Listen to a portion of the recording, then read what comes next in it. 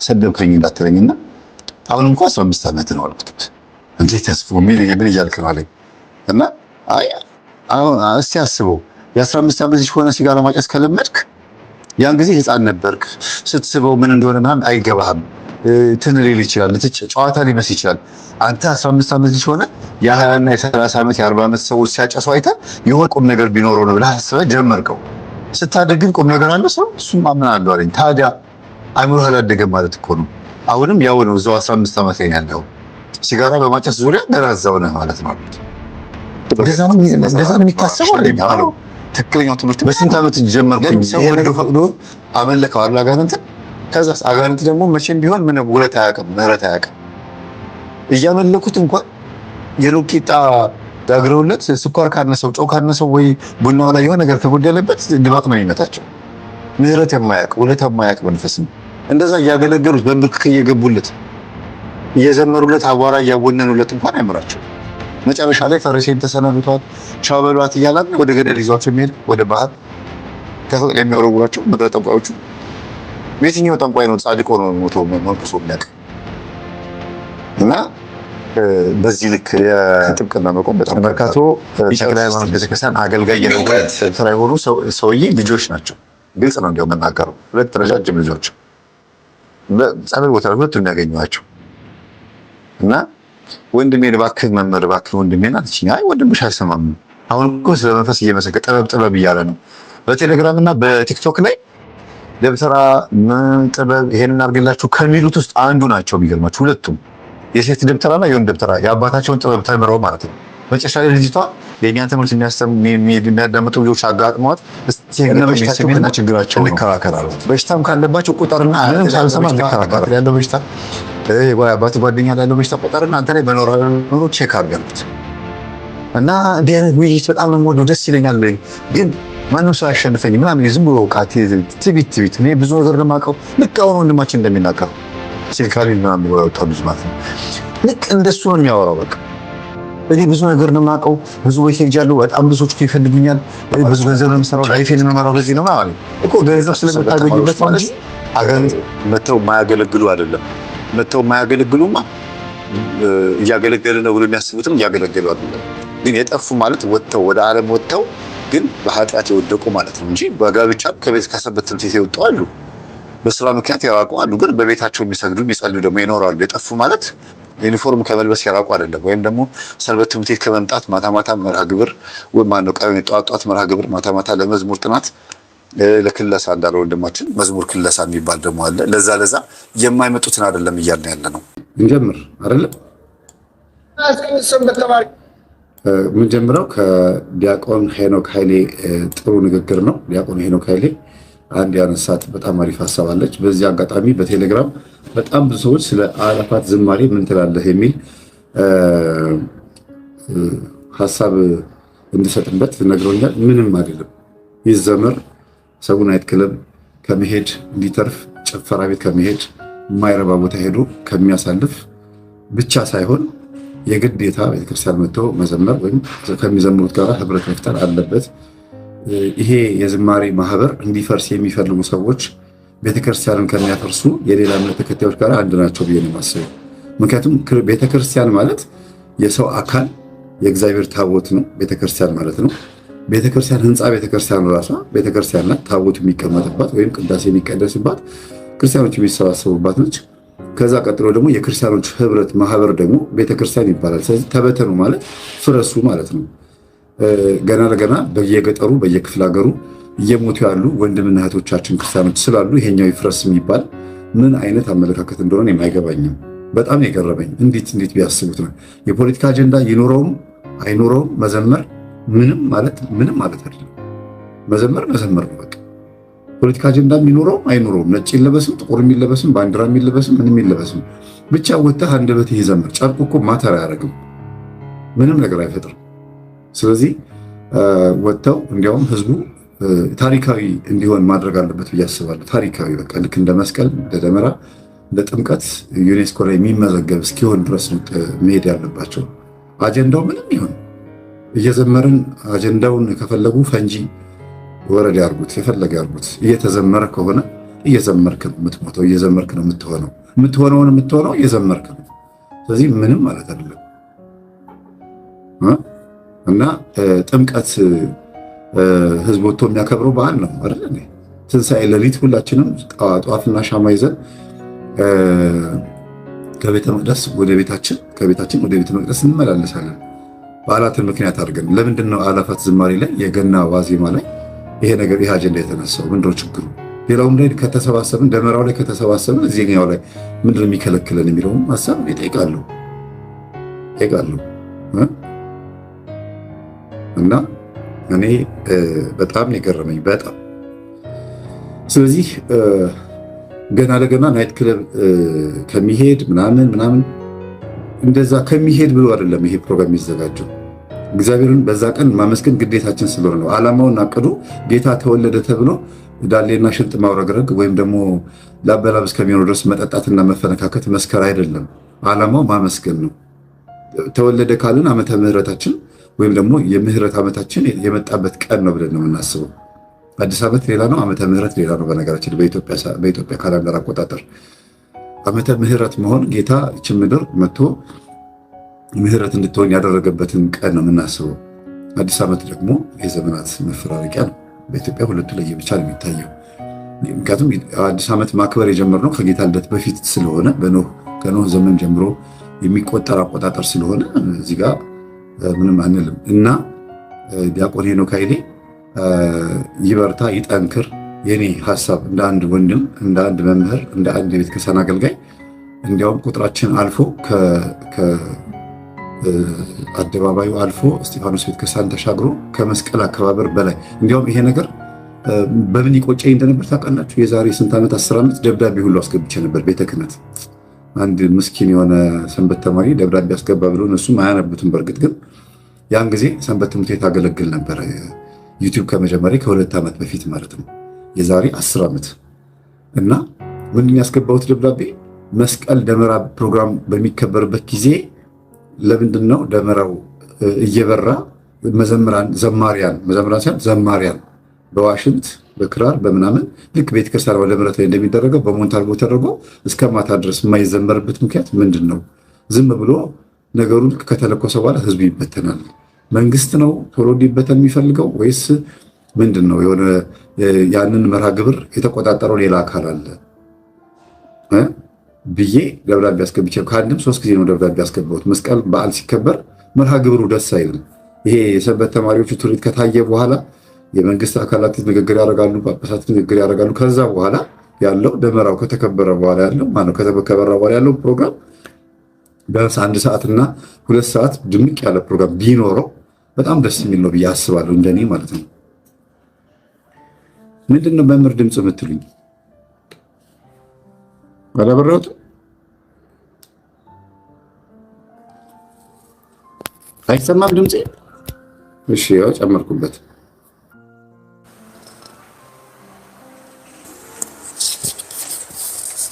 አሁን ይሰማል?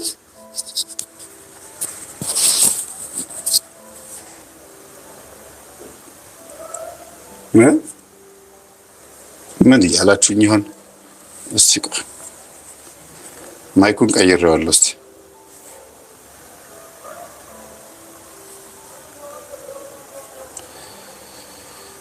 በዚህ ከመሄድ እንዲተርፍ ቻሉኮ ብለው እዚህ ሻሬን በቅዱስ ስላላቸው ልስቴን ይሰማል እኮ ይኸው። ምናልባት ማይኩ ወይ በደንብ አልተሰካ ስለሆነ ሊሆን ይችላል። እሺ ለማንኛውም ሀሳቤን ነው ቁጭ ያደረኩት። እንቀጥል። መጨረሻ በሽታ የሚሆን ወንጌል የማይማር ገና ትምህርት ሲጀምር የማያስቀድስ ሰንበት ተማሪ ነው። መጨረሻ በሽታ የሚሆን ወንጌል የማይማር ገና ትምህርት ሲጀምር ስራ የሚመጣለት ሰው አለ። ትምህርት ሲጀምር ቢቁነጠነት ቆይ ቢሮ አንድ ፋይል አለ የማመጣው የሚል ሰው አለ። ትምህርት ሲጀምር መዝሙርን ቀንስ ያርጋችሁ። በእውነት እንደዚህ የምትሉ ሰዎች ትምህርት ሲጀምር እንቀንስ ይባላል። ምንድን ነው የምትቀንሱ? ላለመማር ማለት ነው። በሚመጣው ዓመት እኛም ዘንድሮ ሁሉም ዝቅ ያደርጋል ይባላል።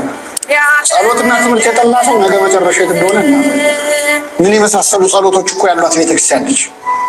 ከዛ ታላችሁ እኛን ያየ ሰው ከዛ በኋላ አገሩን ነው ማደበላለቅ ብትችል የኛ ቤተክርስቲያን ሁሉም የሚያምርባት ቤተክርስቲያን ልጅ ታውቃለች። ትንሽ ሰርታ ብዙ ማዳን የምትችል አሁን እውነት የትኛው አገልግሎታችን ነው ይህችን ቤተክርስቲያን እንደዚህ ያቆማት? የአባቶቻችን እንባ ጸሎት እኮ እና እንደዛ ቢሆን እውነት ለመነግራችሁ የሚያክላት የሌለ ውብ ቤተክርስቲያን ይቻለች። እንደው እውነት በጣም ይገርማል። እኛ እጅ ላይ ጣላት እንጂ ብዙ ነገር ነው ሌሎች ቢያገኟት የሚሰሩባት። ጋይስ በኮሜንተሮች እይታ በጣም ጥሩ። እንግዲህ መምህር ሄኖክ የተናገረው ሀሳብ በጣም አሪፍ ነው። ሰንበት ትምህርት ቤት ውስጥ ሊሻሻል የሚገባው ምን እንደሆነ ሁልጊዜ በየወሩ ቢያንስ አንድ ጊዜ እናገራለሁ። ሰንበት ትምህርት ቤት ውስጥ መሻሻል አለበት። አሁን ምንድነው መንቃት አለባቸው። ትውልዱ እየጠፋ ነው። ሰንበት ትምህርት ቤት ውስጥ ስነ ጽሁፍ ማንበብ፣ ከበሮ መምታት፣ ከዛ ደግሞ በጣም ገፋ ያለ ደግሞ ደና ሰንበት ትምህርት ቤት ከሆነ ደግሞ ኮርስ ማስተማርና የልማት ጉዳያቸው በጣም አሪፍ ይሆናል። ልማት ማለት ሰንበት ቤቱ ራሱን ችሎ ከዛም አልፎ ተርፎ ደግሞ ነዳያንን ማስተማር፣ ነዳያንን መመገብ፣ ከዛ እንደዚህ የሚያደርጉ አሉ። ግን ዋና ግን አባላቶቹ ላይ ትኩረት መደረግ አለበት። አባላቶቹ በጣም ጥንቃቄ ያስፈልጋል የሚል መልእክትን ያለው። እኔ እዚህ ውስጥ ይሄን ሀሳብ ያመጣሁት ለምንድን ነው? በጣም ብዙ ሰንበት ተማሪዎች ወደ ምንፍቅና የገቡ አሉ። ለምንድን ነው? ምክንያታቸው ምንድን ነው? ትናንትናና ከትናንት ወዲያ ላይቭ ላይ ገብቼ ስናወራ ታስታውሳላችሁ አይደለም? አንዷ ኮሜንት የጻፈችው አመቺሳ የተሰጡ ለመናፍስ የተሰጡ ባዕድ አምልኮ ቤተሰብ ውስጥ የሚያድጉ ሰንበት ተማሪዎች ይመጡና ሰንበት ቤት አገልግለው ከዛ እዛም ሆነው ወይ በዝሙት ይወድቃሉ ወይ ደግሞ ከወጡ በኋላ መናፍቅ ይሆናሉ። በዝሙት ባይወድቁም እንኳን ለነፍስ የማይጠቅም አገልግሎት አገልግለው የሚወጡትና በጣም ከባድ ነውና በጣም እንደው ባካችሁ ሰንበት ተማሪዎች ግድ የላችሁም። ትምህርታችን ማናቃችሁ እንዳለ ሆኖ ራሳችሁን መርምሩ። እኛ የምናስተምረው ትምህርት ተውት፣ ችግር የለም። ግን እስቲ ጸበል መጠመቅ፣ ንስሐ መግባት፣ መቁረብ፣ አባላት በሙሉ እንዲቆርብ የማድረግ ትልቅ ዘመቻ ቢኖር፣ እንዲያውም ቅዱስ ቁርባን የማይቀበል አባል መሆን የለበትም፣ ዩኒፎርም መልበስ የለበትም እየተባለ ሕግ ቢወጣ፣ ኮርስ ያልተማረ ቅዱስ ቁርባን ንስሐ አባት የሌለው በቃ ወሳኝ የሚባሉ 5-6 ነጥቦች ወጥተው መስፈርቶች ወጥተው እኔ 7 መስፈርት አውጥቼ ከዚህ በፊት ብዙ ነገር አውርተናል አይደለም? ወጥተው እነዛ መስፈርቶች መሟላት አለባቸው። ምን ከሆነ ሰንበት ተማሪ ከሆነ ከዛ ቤተክርስቲያን ደግሞ የሚያተርፍ ልጅ ደግሞ አይጠፋም። ከዛ ውስጥ ዲያቆናትን ማፍራት የሚቻልበት ሲስተም ቢፈጠር ለኤሊታዎችና ለመርጌታዎች ገንዘብ ተከፍሎ ደሞዝ ተከፍሎ ሰንበት ተማሪዎችን ያለምንም ተዋርሶ ያለምንም አብሾ ያለምንም እጽ እንዲሁ ዲያቆን መሆን የሚቻልበት ሲስተም ቢፈጠር ከዛ ነገር ቤተክርስቲያን የሚረከቧት ልጆች በጣም ጤነኞች ነው የሚሆኑት፣ ከብዙ ነገር የጸዱ ነው የሚሆኑት ብዬ በጣም በተደጋጋሚ ነግሬያለሁ። ይሄንን ኃላፊነት ከዚህ በኋላ የቆሎ ትምህርት ቤት እንዲተካ ይችላል የማስበው ሰንበት ትምህርት ቤት ነው። አብነት ትምህርት ቤትን መተካት አለባቸው ግዴታ ነው ተብሎ እርምጃ ካልወረደ በጣም ከባድ ነው። ግን ይሄንን ርዕስ ወንድማችን ሲያነሳ የተመቻኝ ነገር ሁለት ነገር ነው። ሰንበት ተማሪዎች ብዙ ጊዜ ቃሉን እናውቀዋለን፣ ሁልጊዜ እንማረዋለን፣ ነገ ደርስበታለሁ ስለሚያስቡ ትኩረታቸው አገልግሎቱ ላይ እንጂ ወንጌሉ ላይ አይደለም፣ ወይም ደግሞ ህዝብ ማገልገሉ ላይ እንጂ ራሳቸው ማገልገሉ ላይ አያተኩሩም። ሁለተኛ ደግሞ ቤታቸው የጸሎት ህይወት የላቸውም። አብዛኞቹ ቤታቸው ከጎረቤት ጀምሮ ቤተሰብ ጀምሮ ክርስትናን በእነሱ ምክንያት የጠላባቸው እየሆኑ ነው። ሰንበት ተማሪዎች በመሆናቸው ልጆቻቸውን እንዳይልኩ የሚከለከሉ ሁሉ አሉ። የሚከለክሉ እናትና አባቶች ሁሉ አሉ። ያጭ ሰንበት ትምህርት ቤት እንደሷ ልጅ ልትሆኝ ነው እንደሱ ልጅ ልትሆኝ ነው እየተባለ እንደዚህ መባል የለበትም። ከተሰራበት ብዙ ማትረፍ የሚቻልበት ተቋም ነው ሰንበት ትምህርት ቤት። ነገ ቤተክርስቲያንን ተረካቢ ብቻ አይደለም፣ ሀገርን ተረካቢ ብቻ አይደለም፣ በእውነት በጣም ብዙ ትውልዶችን ማዳን የሚችል ተቋም ነው ብዬ ነው የማስበው። ሁልጊዜ ደጋግሜ ነው የምናገረው እና ወንድማችን እናመሰግናለን። እንቀጥል እስቲ። ቤተክርስቲያን ይቻለች እንደው በእውነት በጣም ይገርማል። እኛ እጅ ላይ ጣላት እንጂ ብዙ ነገር ነው ሌሎች ቢያገኟት የሚሰሩባት። አያችሁ፣ እኛ እጅ ላይ ጣላት እንጂ ያለ ወንድማችን ጥሩ ትክክል ነው። ብዙ ነገር ይሰራባት ነበረ። በጣም ብዙ ነገር ባዳንባት ነበር። በጣም ብዙ ህይወት በተረፈባት ነበረ። ስንት ስራ በተሰራበት ነበረ። ኮርስ ብቻ መሰላችሁ? እንዴት ስራ የመጣውን ብቻ ማስተማር ብቻ መሰላችሁ? በየሰው ቤት ሰላም ለእናንተ ይሁን እየተባለ መገባት ነበረበት። ዩኒፎርም ተለብሶ አንድ ዶክመንታሪ አይቼ ነበር። የግብፅ ኦርቶዶክሳውያን ነው ይቅርታ፣ የአርመን ኦርቶዶክሳውያን ሰንበት ተማሪዎች ማለት ነው በየቤቱ እየሄዱ ንስሐ ያልገቡትን እናቶች ንስሐ የማስገባት ዘመቻ ሲሰሩ የሆነ ቪዲዮ ዶክመንታሪ አይቻለሁ። በእንግሊዝኛ የተተረጎመ ሰንበት ተማሪዎች ናቸው። የሀቢብ ጊዮርጊስ የግብፁ የሀቢብ ጊዮርጊስ ሰንበት ትምህርት ቤት በረከት ያደረባቸው ማለት ይቻላል። እና አርመኖች ናቸው። እንደ ሰንበት ትምህርት ቤት ዩኒፎርም ለብሰዋል፣ እኛ እንደምንለብሰው አይነት የራሳቸው አለባበስ እና በየቤቱ የእውነት ነው፣ ሪል ነው። ታዲያ የድራማ ምናምን አይደለም። ሪል በቃ አንኳኩተው ገብተው ምንድን ነው ሲሏቸው የኔ እናት ቅዱስ ቁርባን መቀበል አለብሽ፣ እንደዚህ መሆን አለባችሁ፣ ከዚህ ነገር ውጣ። ሀሽሽ ያለው ልጅ ሀሽሹን ይቀሙታል። ስልኩን በጣም ረጅም ሰዓት ይመለከታል። ቤተሰብ ይጠቁማል። ቤተሰብ ሲጠቁም ቄሶች ምናምን አገልጋዮች ሆነው ገብተው ከሰንበት ተማሪዎች ጋር ዝማሬ ያቀርቡለታል። ያለቅሳል ልጁ። ሴትም ከሆነች እንዲያውም አንዷም ያየዋት ምንድነው ሌዝቢያን ነች እና ኦርቶዶክስ ሆና ሌዝቢያን ናት እና በፍጹም ሊሆን አይገባም ብለው አብረዋት ሰንበት ተማሪዎች እያለቀሱ ወደ ንስሐ እንድትመጣ ጎትተው ወደ ቤተክርስቲያን ሲወስዷት ከዛ ህይወቷ ሲስተካከል በኤዲቲንግ የአንድ ወር የፈጀ ቪዲዮ እያሉ ሲያቀርቡ ዋው ነው ያልኩት። በቃ በጣም ነው የገረመኝ። ዶክመንተሪ ነው እና ሰንዴ ስኩል የአርመን ሰንዴ ስኩል ብዬ ነው ገብቼ ያገኘሁት። በጣም ነው ደስ ያለኝ። እንዲህ አይነት ነገር ስራ ቢሰራ ዶር ቱ ዶር በየቤቱ የጠፉ ሰንበት ተማሪዎች መፈለግ የሚቻልበት ነገር ቢፈጠር። የጠፉ ሰንበት ተማሪዎች ማለት መተው የማያገለግሉ አይደለም። መተው የማያገለግሉማ እያገለገሉ ነው ብሎ የሚያስቡትም እያገለገሉ አይደለም። ግን የጠፉ ማለት ወጥተው ወደ ዓለም ወጥተው ግን በኃጢአት የወደቁ ማለት ነው እንጂ በጋብቻም ከሰንበት ትምህርት ቤት የወጡ አሉ። በስራ ምክንያት የራቁ አሉ። ግን በቤታቸው የሚሰግዱ የሚጸልዩ ደግሞ ይኖራሉ። የጠፉ ማለት ዩኒፎርም ከመልበስ የራቁ አይደለም። ወይም ደግሞ ሰንበት ትምህርት ቤት ከመምጣት ማታ ማታ መርሃ ግብር ማነው ጠዋት መርሃ ግብር ማታ ማታ ለመዝሙር ጥናት ለክለሳ እንዳለ ወንድማችን መዝሙር ክለሳ የሚባል ደግሞ አለ። ለዛ የማይመጡትን አይደለም እያልን ያለ ነው። ጨርሶ ከእግዚአብሔር መስመር የወጡትን ማምጣት የሚቻልበት ሲስተም እኔ ሰራው ነበር። ይሄን እኮ በፊት እኮ የሚገርማችሁ ዶር ቱ ዶር ሰራው ነበር። ስንት ስራ ሰርቻለሁ። ግን አያሰሩም። አጉል እንትን በቃ አለ። ምን የማረገው ነገር የሚታየው በሌላ መንገድ ነው። የሚገርማችሁ ነይ ንስሐ ግቢ ነይ እንደዚህ ሁኚ ብዬ ከእናቷ ጋር አስታርቄ ወስጄ አምጥቼ ሰንበት ሳስገባት እንዴት መጣሽ ምናምን ብሎ ሲገላምጧት ሁሉ በጣም ያስቃል። በጣም የሚገርመው እና መምህር እኔ እኮ ተስፍሽ መምጣት እኮ አልነበረብኝም ትለኛለች። ያን ጊዜ እንግዲህ እንደ ወንድም ስለምቀርባቸው በጣም የሚያዝኑት ሴቶቹ እሱን ታዩ እሱ እኮ አይደለም ሰንበት ቤት ያመጣሽ አንቺ አለሽ ከቤትሽ ሰንበት ቤት የመጣሽው። አዎ ስለዚህ ሰውየው አይደለም የሚያስወጣሽ ህሊናሽ ነው የሚያስወጣሽ። ውጪ ብለሽ እንኳን አልወጣም ነው የሚባለው።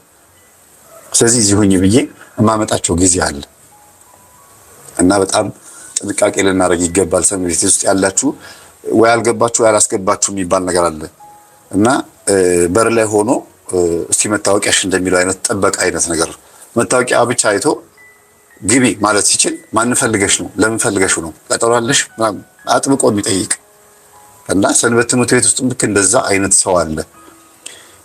በመጠየቅ አይደለም የማንድን ማንነት የሚታወቀው። ለምንድነው እንደዚህ የምትጠይቁት ስላቸው አንዳንድ ሰንበት ተማሪዎችን አይ ምንፍቅና ምናምን ያለባቸው ስለሚኖሩ ያን ለማጣራት እና ታዲያ ጠይቀው ነው እኔ መናፍቅ ነኝ እንዲል ነው የምትፈልገው ተከታትለ ሆኖ እንደምታገኘው እያልን እየተጣላንም እየተደባደብን እየተንታረክን ቢሆን የተወሰነ ጊዜ ድረስ ይሄን ነገር እንዳያደርጉ የተቃወምኳቸው ልጆች ሁሉ አሉ። ግን ሰንበት ትምህርት ቤት ደስ የሚለው አገልግሎት ቀናና ንጹህ ሆናችሁ ስታገለግሉ ነው። ከዛ ውጪ ዝም ብሎ መመላለስ ነው የሚሆነው። የስብሰባ ሰዓት ያስጠላቸዋል። የመዝሙር ጥናት ሰዓት፣ የመርሃ ግብር ሰዓት፣ ሁሉ ነገር የሚያስጠላችሁ ምልልስ ሲሆን ነው። ዓላማ ያለው ሰው ለምን እንደሚያገለግል ዓላማ ያለው ሰው እዛ ውስጥ ያሉትን አትርፎ ውጭ ያሉትን ማትረፍ የሚችልበትን እቅድ ማውጣት ይችላል ብዬ አስባለሁ። እና ይሄን ይመስላል ጋይስ። በኮሜንት ይሄንን ቪዲዮ ያመጣሁት ደግሞ ለሁለት ነገር ነው።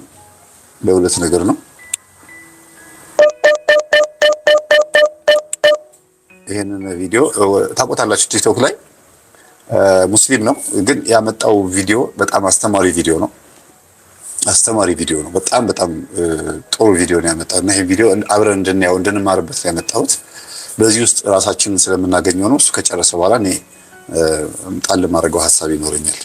ገባ እስከምትሉ ነው ወደ 1000 ምናምን ሰው እስከሚሞላ ድረስ ዋና ቪዲዮቹን ወደ ኋላ ያስቀረኋቸው በደንብ የምንወያይባቸው ቪዲዮዎች ማለት ነው። ጌታ ሁሌ እንደተገረምኩኝ ሁሌ እንደተደመምኩኝ ነኝ። ግን የዛሬው ይለያል። ምን አይነት እይታ ነው! ምን አይነት ምልከታ ነው! ሌላ ሌቭል ላይ እየደረሳችሁ ነው። በነገራችን አንድ ፎቶ ነው ያለው 1000 ኮሜንት ካለ እዛ ውስጥ አንድ ሺህም የተለያየ እይታ ነው። አንድ ሺህም ያስገርማችኋል። ለማንኛውም ቪዲዮ ነሳይቻችሁን ልመለስና ኮሜንት እናነባለን። የትም እንዳትሄዱ። እንግዲህ ፎቶ ይሄ ነው። ከዚህ ፎቶ ምን ተረዳችሁ ብሎ ነው ፖስት አድርገው የጻፈው። እንግዲህ የሚገራርሙ ኮሜንተሮች የሚገራርም እይታቸውን አስቀምጠዋል። አብረን ወደ ኮሜንት ይሄኔ ከእንጀራ ይልቅ ዳቦ እና በግጥ ሊያስቅ ይችላል። ከእንጀራ ይልቅ ዳቦ መሸጥ እንደሚያዋጣ ነው ይላልና ፎቶውን አይታችሁታል አይደል? ፎቶውን አይታችሁታል። በጣም የሚገርም ነው። አንድ እንጀራ የሚያመላልስ ቀጭን ሱሪ ያደረገ ምስኪን ሰው ሰፌድ በእጁ ይዞ የእንጀራውን ሰፌድ ይዞ አስፋልት ሲሻገር ዜብራ ላይ፣ ሌላ ደግሞ ከሱ አለባበስ ውጪ ተቃራኒ የሆነ ፋሽን የምትከተል ቆንጆ ጸጉር ተብሎ በሚባል ደረጃ በእነሱ ማለት ነው አሪፍ አለባበስ ያላት ጭራሽ ዘና ብላ የምትኖር የተለያየ አይነት ላይፍ ያላቸው ጾታቸውም የተለያዩ ሴትና ወንድ የሆኑ ፎቶ ነው የሚታየው እና ከእንጀራ ይልቅ ዳቦ መሸጥ እንደሚያዋጣ ብለው ቀይረውታል። እንግዲህ ኮሜንት በጣም ከባድ ሰዎች አሉ። በነገራችን ላይ ኮሜንቱ በጣም ከባድ ነው።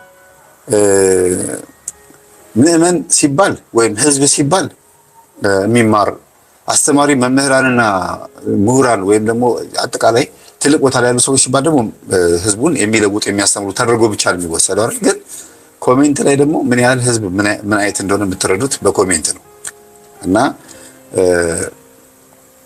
ቀልድ ነው የሚመስለው እዚህ ውስጥ ስታዩት፣ ግን ፎቶ ይናገራል። ይሄን እንለፈው፣ እንደ ቀልድ አድርገን እንለፈው።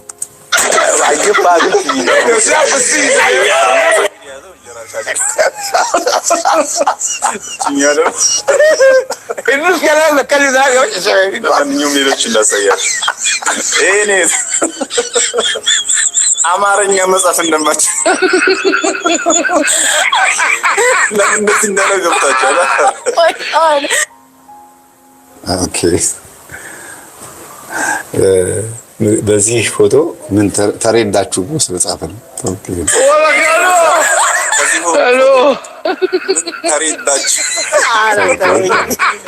በጣም ያስገረመኝና መልዕክቱ ዴንስ የሆነው ደግሞ ይሄ ነው።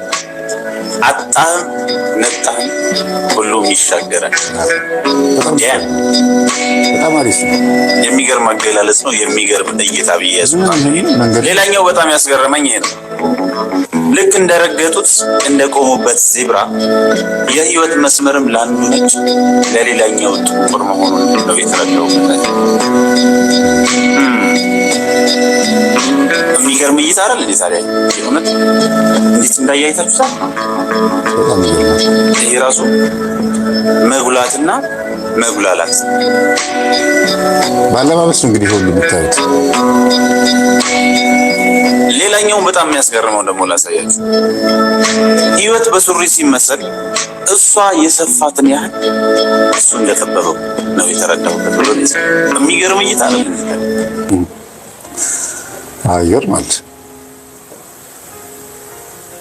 ምንም ማብራራት የማያስፈልገው ስላስገረሙኝ ነው ኮሜንቶቹ፣ የሰዎቹ እይታ የሚገርም ነው። እስቲ እዚህ ሀሳብ ላይ እናንተም የራሳችሁን ጣል አድርጉ። ያመጣው ፎቶ የሚገርም ፎቶ ነው።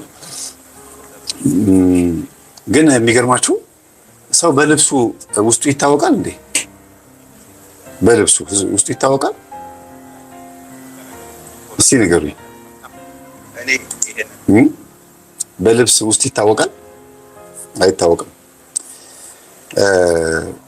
መጽሐፍ በሽፋኑ ውስጡ ይታወቃል ይላሉ። ምናልባት ርዕሱ እና ውስጡ ያለው ቃላት ሊሆን ይችላል እንጂ ሽፋኑ ውስጡን ላይገልጽ ይችላል። አንዳንድ መጽሐፍቶች ሽፋናቸው ቆንጆ ሆነው ውስጣቸው ግን በጣም መጥፎ ይሆናሉ። አንዳንዶች ደግሞ ተራ ሽፋን ይኖራቸውና ግን ውስጣቸው ደግሞ የሚገራርም ሀሳብ ያላቸው መጽሐፍቶች ይኖራሉ። አንዳንዴም ደግሞ ውስጡም ውጩም አሪፍ የሆነ መጽሐፍ ይኖራል። ሽፋኑ ቆንጆ አድርጎ ይገልጸዋል፣ ውስጡም ደግሞ ጥሩ ሀሳብ ታገኙበታላችሁ። እና የሰው ልጅ ዥንጉርጉር ነው በእውነት። ልጅቷ አስፋልት ስትሻገር የለበሰችው ልብስ፣ ፊቷ፣ ፈገግታዋ፣ ጸጉሯ፣ ሁሉ ነገሯ ለትውልዱ አሪፍ ሊመስል ይችላል። ህይወቷን ግን የሚያውቀው እግዚአብሔር ነው፣ ወይም ደግሞ ራሷን ህይወቷን የምታውቀው። በፎቶ ላይ ሰው ኮሜንት ሲጽፍ የነበረው በፎቶ ላይ ያየውን ገጽታዋን ነው። ውስጡን ለቄስ የሚባለው ይሄ ነው። ማሽላ ምን እያለ ይስቃል? ማሽላ እያረረ ይስቃል፣ እየተቃጠለ ይስቃል። እና እሳት ካላገኘው ማሽላ ወይም ፈንዲሻ እንባባ የምትሉት በፍጹም አይፈነዳም እሳት ሲያገኘው። እና በእያንዳንዱ ሰው ልብ ውስጥ የራሱ የሆነ የሚፈካበትም አለው የሚኮሰምንበትም ጊዜ አለው። እና ፎቶ አንሺውን በጣም ነው የማደንቀው። እንዴት ይሄን አስቦት እንዳነሳው አጋጣሚ ነው ብዬ ነው የማስበው። ምስኪን የሆነ ሰውና በጣም በልብስ ቆንጆ የሆነ ደረጃ ላይ ነሽ የምትባል ሴት አንድ ዜብራ ላይ ሲተላለፉ ሲሻገሩ ፎቶ አንስቶ ላይፍን በዛ ማየት በጣም ደስ ይላል። እንደዚህ አይነት ነገሮች ናቸው ቲክቶክ ላይ አስተማሪ የሚባሉት። ቆንጆ እያዝናና የሚያስተምር ነገር ማለት ነው። እና ቁም ነገር ያለው ቪዲዮ ብትለቁ ጥሩ ነው የሚል ሀሳብ ስላለኝ ነው የመጣሁት። ይሄ ወንድማችንን ታውቁታላችሁ። ከዚህ በፊት እንግዲህ ሙሉ ቪዲዮ ሰርቼበታለሁ። ከዚህ በፊት ፕሮግራማችንን ይከታተላል አይከታተልም አይደል ነው አይመለከተኝም፣ ግን ደርሶታል። እየቆረጣችሁ ተለቁት ስለነበረ ደርሶት መልስ ለመመለስ ሞክሯል። ገብታችሁም እናንተ መልስ ሰጣችሁታል ማለት እሱ ቲክቶክ ላይ ሳይሆን ሌሎች ሰዎች ለቀውት ኮሜንቱን አይቶት በጣም ነው ተናደደው ይመስለኛል። እና አሁንም ድረስ ኮሜንት አይከፍትም ቲክቶክ ላይ ኮሜንት መስጫው ላይ አይከፍትም። ምክንያቱም ሂስ አይወድም ውስጡ አዳምጡኝ የሚል እኔ እውቀት አለኝ የሚል እንጂ እስኪ እናንተ ጋር ያለውን ልማር የሚል ሰው አይደለም። እና ማንነቱን አሁን በአጭር የህይወት አመጣጥ ብሎ የማን ልጅ እንደሆነ አምጥቷል። በጣም ደስ ያለኝ እንደዚህ ራሱን ግልጥ አድርጎ መምጣቱ በጣም አሪፍ ነው ያልኩት። ወንድማችንን ጌታችንና መድኃኒታችን ኢየሱስ ክርስቶስ ወደ ቤቱ አምጥቶ ከቻለ የቤቱ አገልጋይ ካልሆነ ጥሩ መንፈሳዊ ምእመን ወንድም ሆኖ ኖርማል ስራውን በቃ ሙያ ላይ አተኩሮ ስራ ቢሰራ ጥሩ ነው ብዬ አስባለሁ። እዚህ ነገር ውስጥ ገብቶ ምንም ከቲክቶክ ቃላት ውጪ ሌላ ያመጣው ነገር የለም። ጣቱ ላይ ቀለበት ደርድሮ ከማውራት ወይም ደግሞ ጸጉሩን አስረዝሞ ጉድሩ ሆኖ የአባቶቼ እናቶቼ ምናምን እያለ መናፍስትን እንዴት መዋረስ እንዳለብን፣ ሰይጣናትን እንዴት አድርገን ማስገባት እንዳለብን፣ እንዴት ዛር መንፈስን ሹሩሩ ማለት እንዳለብን፣ እንዴት ማባበል እንዳለብን፣ ገነትና መንግስተ ሰማያት እንዲገባ የታጨቡና ክርስቶስ ደሙን ያፈሰሰለትን ይህንን ትውልድ ከመናፍስት ጋር ተቃቅፎ እንዲተኛ እንዴት እንደሚያስተምር አይተናል አይደል? ይሄ ልጅ ቀጥሎ ግን አሁን ደግሞ የማን ልጅ እንደሆነ እየተናገረን ያለው እስቲ እንስማውና ከዛ ሐሳብ እሰጣለሁ።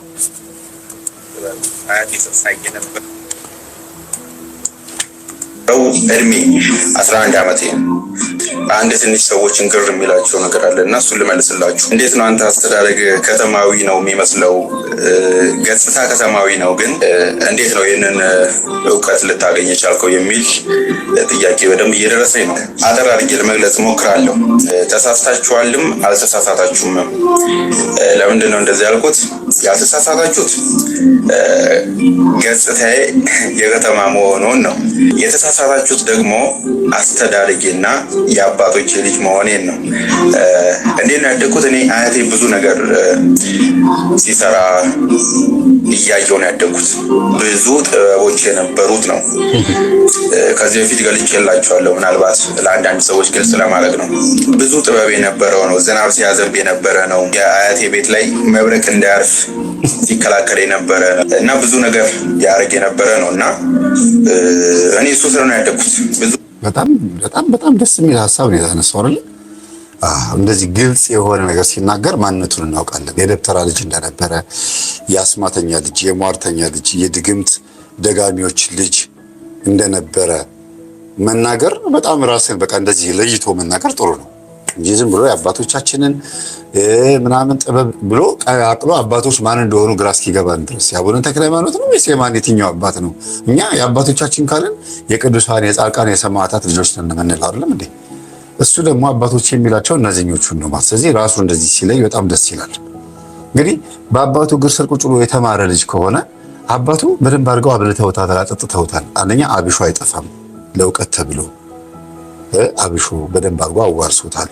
ሁለተኛ ነገር ደግሞ እዛው ኤክስፐሪመንት የላቦራቶሪ አይጥ ይመስል እዛው አባቱ የሚደግሙትን ነገር እንደ ኤክስፐሪመንት ልጁ መሞከሪያ ሆኖ ወይም ደግሞ የእሳቸው ሀሳብ ማዳበሪያ ሆኖ ነበረ ማለት ነው። ከደብተራ ጋር አብሮ ማደግ በጣም ከባዱ ትልቁ ጥፋት ምን እንደሆነ ታውቃላችሁ? ካደጋችሁ በኋላ ውዝግብግብ ነው የሚገባችሁ ታሪኩ። በዛው አትቀጥሉ። ለምን የዚህ ዘመን ወጣት ብዙ ጊዜ ሙሉ በሙሉ ያለፉትን የአባቶቻችንን መንገድ ተከትሎ የሚሄድ አይደለም። ይሄኛው ዓለም የሚያጓጓዋል። መጨፈር፣ መብላት፣ መጠጣት እንደፈለገ መሆን የሚያምረዋል። ጭልጥ ብሎ እንደነተዋናይ በደንብ ገብተው ፍየሏን ምናምን እንደዚህ በደመና እስከመሄድ የመላከ ሞት የሚባለው ነገር ገዝቶ ማቆም ምናምን የሚባል አይደል? እዛ ደረጃ ድረስ ደርሶ የሚሰራ አይደለም ይሄ ትውልድ። ስለዚህ መሀል ላይ ስለሚሆን የሚመልሰው መልስ ጤነኛ አይደለም። አትለዩዋቸውም። እንደገናም ደግሞ የማልጅነት ሲባል ደግሞ የሚናገረው ደግሞ የነዛ አባቶች ልጅ እንደሆነ ይናገራልና የተወዛገበ ነገር ነው ማለት ነው። ስለዚህ ራሱ እንደዚህ ለይቶ ሲናገር ጥሩ ነው። ዝናብን ማዝነብ፣ እንደዚህ መብረቅ እንዲወርድና የሆነ ነገር እንዲያደርግ ማድረግ፣ አንዳንድ ማጂክና አስማቶችን መስራት እንደ ጥበብ የሚታይበት ቤተሰብ ውስጥ ያደገ ልጅ ስለሆነ እኛ የምናወራው ነገር ለሱ በጣም ተራና ተረት ነው። ወይም ደግሞ ዝም ብለን የምናወራ ነው የሚመስለው። እሱ ብቻ የካህን ልጅ፣ እሱ ብቻ በእንደዚህ አይነት ቤተሰብ ውስጥ አልፎ የመጣ ነው የሚመስለው። ስናወራ ይሄን ነገር መረጃው ከየት እንዳገኘ ነው ራሱ አያውቅም። እነማንን ኢንተርቪው አድርገን የትኞቹ ደብተራዎች በዚህ አሱ በሚለው አይነት ሙያ ውስጥ የነበሩትን ሰዎች ወጥተው ኢንተርቪው አድርገናቸው ለቁም ነገር በቅተው አሁን ኖርማል የሚገርም አገልጋይ መሆናቸውን ፊት ለፊት ማውራት የሚችልበት አቅም ቢኖረው ይሄ ልጅ ጸጉሩን ተላጭቶ ጥሩ ቆንጆ በጣጠረና አድርገው ወደ ስራው ነበር የሚገባው። ጥሩ ስራ ዘመኑ ወዳፈራው ቆንጆ ዘመናዊ የሆነ ስራ ይገባ ነበር እና ዝም ብሎ ቲክቶክ ላይ መጥቶ ፊትን አስመጥቶ ተናግሮ መውጣት አይደለም ጥበብ ማለት። እነሱ እንደሚሉት ጥበብ የሚሉት ከሆነ በደንብ ገብቶበት በደንብ ዲቤት ማድረግ የሚችልበት ነገር። ምክንያቱም ሲናገር ብዙ ጊዜ ሰማዋለሁ እኔ ሞር ጠልቄ አልገባሁበትም፣ ማስተማሩ ላይ ነው። እንደናንተ እንደምትሉት ማጂካሊ ምናምን አልሰራም እያለ ነው የሚናገረው። እውቀቱ ብቻ ነው ያለኝ፣ እውቀቱን ሼር ማድረግ ነው ይላል። እና እኔ እንደማስበው ከሆነ ዋና መዋኘትን በጽሁፍ ማንበብ ይቻላል ብዬ አላስብም። ዋና መዋኘታው በጽሁፍ በሽምደዳ ትችሉታላችሁ፣ የሆነ ጽሁፍ እያነበባችሁ እና እንደዛ። ሳይክል መንዳት ለምሳሌ አንድ ሰው ስታለማመዱት ስዕል እየሳላችሁለት እንዲህ ስታደርገው እንዲህ ነው፣ እንዲህ ስታደርገው እንዲህ ነው ብላን ብትሉት ይገባዋል። ሳይክሉ ላይ መቀመጥ አለበት። በል ያዝ ግፋ ምናምን ብላችሁ ከበሮ ሲያዩት ያምራል፣ ሲይዙት ያደናግራል ነውና ቤተክርስቲያን ጥበቧ ምን እንደሆነ የማያውቅ ልጅ ነው ገብቶ ቤተክርስቲያንን አላያትም። ጾም፣ ጸሎት፣ ስግደት፣ መንፈሳዊ ህይወት ምናምን የሚባለው ይሄ እሱ ከሚለው አሁን ጥበባዊ ቅጠላቅጠል ምናምን እያለ ከሚያውቃቸው መናፍስቶችና አሰራሮች ውጭ ያለውን የቤተ ክርስቲያናችን ነገር እንዲህ ባጠገቡም አላለፈም፣ አልቀመሰውም።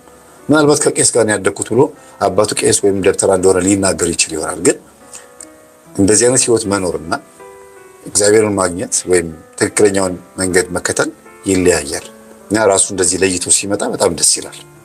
ስለዚህ ማን ይሰሙታል ማለት ነው? በሱ መስመር ያሉ ሰዎች ብቻ ይሰሙታል። ግራ የገባቸው ሰዎች እሱ ጋር አይሄዱም። ለምን? እኛ እነዚህን በደንብ አድርገን ፊት ለፊት ስላሰጣናቸው ማን እንደሆኑ ይታወቃሉ ማለት ነው። ነገር እያየሁ እሱ ስር ነው ያደግኩት። በጣም ብዙ አባቶች አሉ፣ ሊቃውንቶች፣ መኳንንቶች አሉ እና አያቴን የሚያውቁት አልነበረም በጊዜው እና እሱ ስር ነው እኔ እየሮጥኩኝ ያደግኩት። እኛው ከዚህ በፊትም ገልጬላችኋለሁ 11 12 ዓመቴ ላይ ማለት ነው እና ከዛ ጊዜ የመጣ ነው ይሄ ሁሉ ልምድና ይሄ ሁሉ እውቀት የመጣው እንጂ በአንድ ጊዜ ተዘሎ ወይ በአንድ ጊዜ ይሄንን እውቀት የተገኘ አይደለም፣ በሂደት የመጣ ነው። ለዛም ነው እኔ ከዚህ በፊት ይሄ ሁሉ እውቀት እያለ ነው አያችሁ። ቅዳሴ አቋቋም ወይም ደግሞ እንደ ሱባኤ እንዴት እንደምንይዝ ያስተማረ አይመስልም። በነገራችን ላይ እሱ ጋር ያለው እውቀት በራሱ እሱ ጋር ያለኝ የሚለው እውቀት በራሱ ብዙ ነው።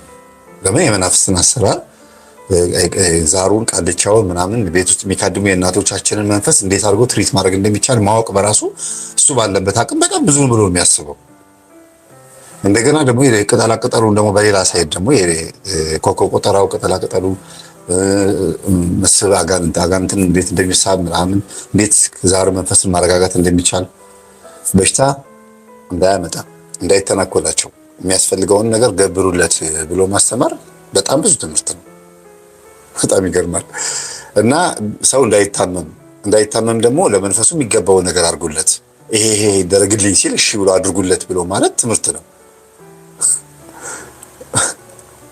በጣም እኮ የሚገርም ነው። አንዳንዴ ሰው ምድራዊ የሆኑ የወደቁ ያው ፎረን ኢንጂልስ የወደቁ መናፍስትን እንዴት ትሪት እንደሚደረግ የሚያስተምር ነገር የሚናገርን ነገር በመናገር እንደ በጣም እድሜ ልኩን ትልቅ ነገር እንዳገኘ አድርጎ ያስባል። ስንት ሰማያዊ ሀሳብ እያለ ስንት ያላለቀ ማያልቅ ስንት እኮ አለ ያልተደረሰ። እንዲያውም እኛም እኮ አሁን አንድ አባት ምን አሉኝ፣ ልጄ ብዙ ስለ መናፍስት ሴራ በማጋለጥ ትደክማለህ አሉኝ። አዎ አባቴ ምን ላድርግ፣ ትውልዱን 8000 ዓመት ተቆጣጠረው። እንደገናም ደግሞ ከጧት እስከ ማታ ድረስ ህዝቡ ከእግዚአብሔር ራቀ። ከዛም ደግሞ ህይወቱ በሙሉ ሲመረመር ደግሞ ጽድቅ ነገር ጠፋበት ህዝቡ አብዛኛው ነገር። ስለዚህ ሞር በብዛት በጣም ከብዙ ችግሮች ውስጥ አንድ ጽድቅ ነገር እንኳን እንዲፈለግበት ቢያንስ እንዲገኝበት ነው እየሰራን ያለ ነው። ቀጥሎ ደግሞ ዙሪያውን የከበቡትን በጎረቤት የሚላክበትን መተት ከእናትና ከአባቱ ተከትሎት የመጣውን የዛር መንፈስ ለፈልጎ ወዶ ፈቅዶ ያስገባውን መንፈስ ይህን ሁሉ ትክክል እንዳልሆነ በጥበብ ስም ሲነገር የነበረ እንደገናም ደግሞ ሌላ የሞተልህ አምላክ አለ፣ የሞተልህ ከሙታን መካከል የተነሳልህ ዋጋ የከፈለልህ አምላክ አለ ብሎ ማስተማርን የመሰለ ነገር የለም። ይሄኛውን እንድናስተምር ግን ጨለማውን ብድግ አድርጎ ማንሳት ያስፈልጋል። አንድ ሰው እኮ አዲስ ልብስ ለማልበስ ጭቃውን መታጠብ አለበት። እስካሁን ድረስ እኛ ጭቃ እያጠብን ያለ ነው። ከሰው ላይ ያለውን ጭቃ እያጠብን እንዲታጠብም እየነገር ነው። እኛ ላይም የነበረውን ችግር እኛ ላይም የነበረውን ጭቃ እንዴት እንዳጠብ ነው እንዴት እንደታጠብ ነው ታጥቦ ጭቃ እየሆንን እንደገና መልሰን ደግሞ እየተነሳን ታጥቦ ጭቃ ላለመሆን እንዴት ጥረት እንዳደረግን ነው ያስተማርናቸው። ከዛ እናንተ ደግሞ ተረከቡና አዲስ ልብስ ታለብሱታላችሁ ብዬ ካህኑን ነገርኳቸው። ቢሆን በርታ እና አልተረዱኝም፣ አልገባቸውም። እና ሞር ልጃቸው የገባው ልጅ ስላላቸው ሲያስረዳቸው ነው ህዝቡ ሁሉ ወድቋል አይደል? ህዝቡ የለም እኮ በቃ ሞቷል እኮ ህዝቡ እኮ ተዘርሯል፣ በቃ በበቃኝ ተሸንፏል እኮ እያሉ አሁን እየደወሉልኝ እያወራን ነውና አብዛኛው ትምህርታችን መንፈሱን መዋጋት ላይ ትኩረት ያደረግነው መንፈሱ በደንብ አድርጎ ህዝቡን ትውልዱን ስላገኘው ነው። በደንብ አድርጎ እያሸው ነው፣ እያደቀቀው እየወቀጠው ነው። እንደ ልኳ አንዳ ስጋ ላይ አስጥቶታል። እየመጣ ያም 1 ኪሎ 2 ኪሎ እየገዛው እየተቀራመተው ነው ትውልዱ። እና መናፍስት ሰዎችን እጅግ በጣም ጎድተዋል። ከጎዷቸው ውስጥም አንዱ ይሄው ልጅ ነው። እሱ አለኝ የሚለው እውቀት የሚጠቅመው ይመስለዋል። ነፍሱ ከስጋው ከተለየች በኋላ ከዚህ ምድር ከተሰናበተ በኋላ ግን ይለያል። የዛን ጊዜ ነው ሁሉ ነገር የሚታወቀው ምን አይነት እውቀት ውስጥ እንደነበረ። ዛሬ ካላወቀበት ደግሞ አርጅቶ ብቻ አይደለም ሰው የሚሞተው፣ ትን ብሎት ሊሞት ይችላል። በመኪና አደጋ ሊሞት ይችላል። መቼ እንደሚሞት አልተጻፈም። ስለዚህ ሰው ድንገት ነው የሚሞተው። ተዘጋጅታችሁ ነው ወይ የምትኖሩት ብሏል። እና አለኝ የሚለው እውቀት ነፃ የማያወጣ እውቀት እንደሆነ እያወቀ መሆኑ ነው የሚገርመው። ነፃ የማያወጣ ምንም የማይጠቅም ምናልባት በባዶ ከሚወጣ ብሎ ነው። አንድ ትንሽ እንደነገርኳችሁ ለምንድነው እንደዚህ ቲክቶክ ላይ የምትጨፍሪው ስላት፣ አይ ወደ ክርስትና መምጣቴ ስለማይቀር በደንብ አድርጌ ጨፍሬ ከዛ እንዲህ ነበርኩኝ እኮ ድሮ ብዬ እንድል ነው አሁን በደንብ የምዘለው አለች። እንግዲህ ተገቢ ነው፣ ትክክል ነው ያባባል። እና አንዳንዶቹ አይ ቆይ እስቲ በደንብ ያለኝን እውቀት ላውጣውና ከዛ ንስሐ ስገባ ማስተማሪያ ይሆነኛል እንደዚህ ብዬ ነበር እላለሁ ይላሉ።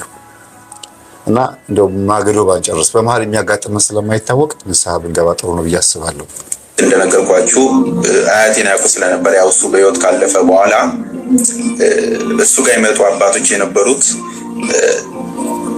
እኔ ያንን እውቀት እንደያዝኩኝ ስለሚያውቁ በዛ የተነሳ አባቶች ይወዱኛል፣ ያከብሩኛል። እነሱም እንደ ልጃቸው ነው የሚያዩኝ፣ እኔም እንደ ልጃቸው ሆኜ ነው አብሬያቸው ያለሁትኝ ማለት ነው። እና አንዳንድ ጊዜ የሰው ልጅ አይምሮ ላይ በእርግጥ ከዚህ በፊትም ብያቸዋለሁ፣ የሰው ልጅ ብሎኛል።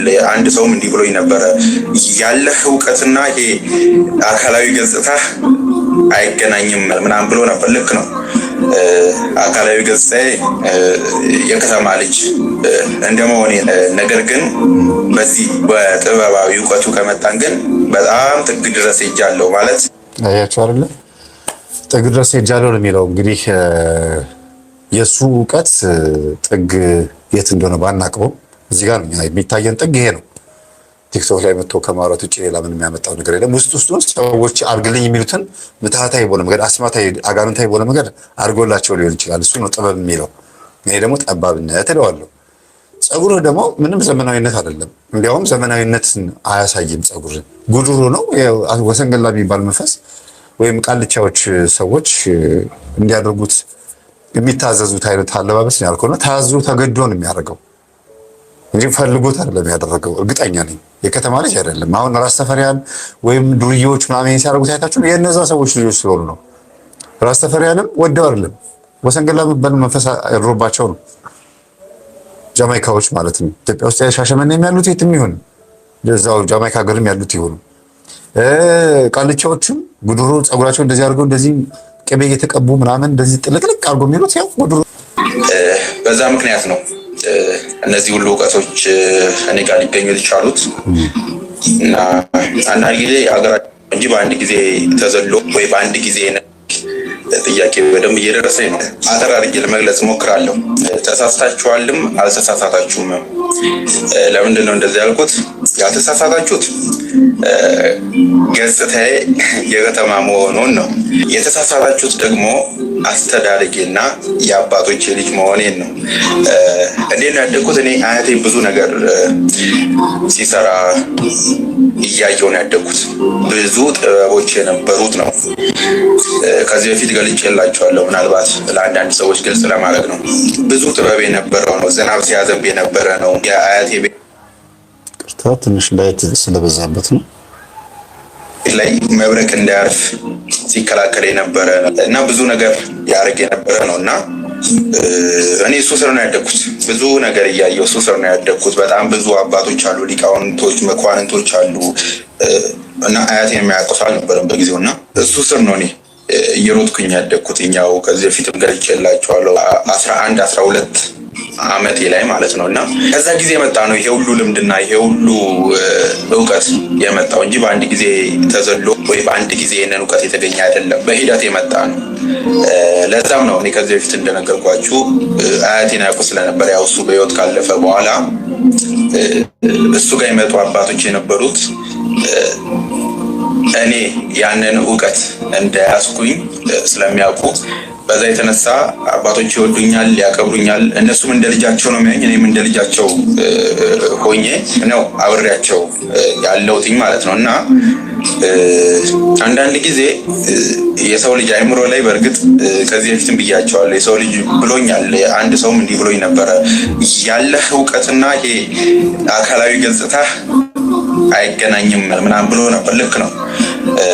አካላዊ ገጽታዬ የከተማ ልጅ እንደመሆኔ፣ ነገር ግን በዚህ በጥበባዊ እውቀቱ ከመጣን ግን በጣም ጥግ ድረስ ሄጃለሁ ማለት ከዚህ በፊት ስናገረው እንደዚህ ረጅም ጊዜ አብሬ ነው የኖርኩት፣ እንደ ልጅ ነው የማያቸው ምናምን ብዬ ስናገር እንዴት ይሆናል የሚል ነው። እንደ ልጅ ነው ያልኩበት ምክንያት እኔ ይሄንን ጥበብ አያቴ ስር ሳይ የነበረው እድሜ 11 ዓመቴ ወይ 12 ዓመቴ ቢሆን ነው፣ ልብ ብዬ በውል ባላስታውሰው እና በዛ ጊዜ የመጣ ነው። አንድ ነገር ረጅም ጊዜ ሲኖርበት ወደ መላመድ ይመጣል፣ ወደ ማወቅ ወደ መላመድ ስለሚመጣ ከዛ የጀመረ ነው ልል ፈልጌ ነው እና በዛ የተነሳ ነው አንዳንድ ጊዜ የሰው ልጅ አያችሁ። አሁን ትክክል ነው። ለምሳሌ አንድ የ15 ዓመት ልጅ የ14 ዓመት ልጅ ሲጋራ ማጨስ ተደብቆ መለማመድ ጀመረ እንበል። በስንት ዓመቱ? በዚህ እድሜ በ15 እና በ14 ዓመቱ። አሁን የ40 ዓመት ሽማግሌ እንትን ጎልማሳ ነው ብለን እንበል። አሁን ዛሬ ላይ ምሳሌ ነው እንግዲህ እና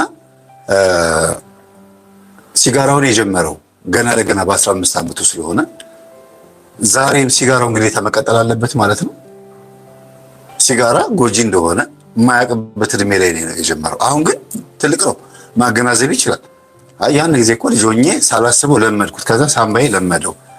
ከዛ በኋላ ግን መላቀቅ አልቻልኩም። ስለዚህ ከዚህ ከሲጋራ መላቀቅ አለብኝ ብሎ ነው እንጂ ማሰብ ያለበት አባቱ ስለሰጠው ሊቃውንት ብሎ የሚላቸው የዚሁ የደብተራ መንገድ ተከታዮች የሆኑ ሰዎች፣ መኳንንት ብሎ ያላቸው ደግሞ በገንዘብም ሊሆን ይችላል በሌላ ነገር አባቱም ስለተከተሉት ብዙ ሰው ይመጣ ስለነበረ ነገርየው እውነተኛ ጥበብ ነው ማለት ነው ወይ?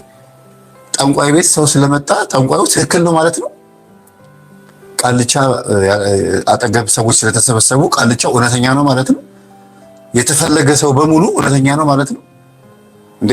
ሰይጣንን ፈልጎ የሚሰበሰቡ ሰዎችም አሉ። ያው እሱ እንደሚለው ከሆነ በእርግጥም አምኖበታል እኮ። ስለዚህ እድሜው 11 ዓመት ሆኖ ከአባቱ ጋር ሲሰሩ ካየ አባቱ እሱን ያሳደጉት አንደኛ በዛው እንጀራ ነው፣ በዛው ግፍ ነው፣ በዛው ገንዘብ ነው። በዚሁ ገንዘብ ካደገና ደግሞ የአባቱን መንገድ የሚከተል ከሆነ እኔም እንደዚሁ እንደ አባቴ ሰው እንዲወደኝ ማድረግ ይችላለሁ ይላል።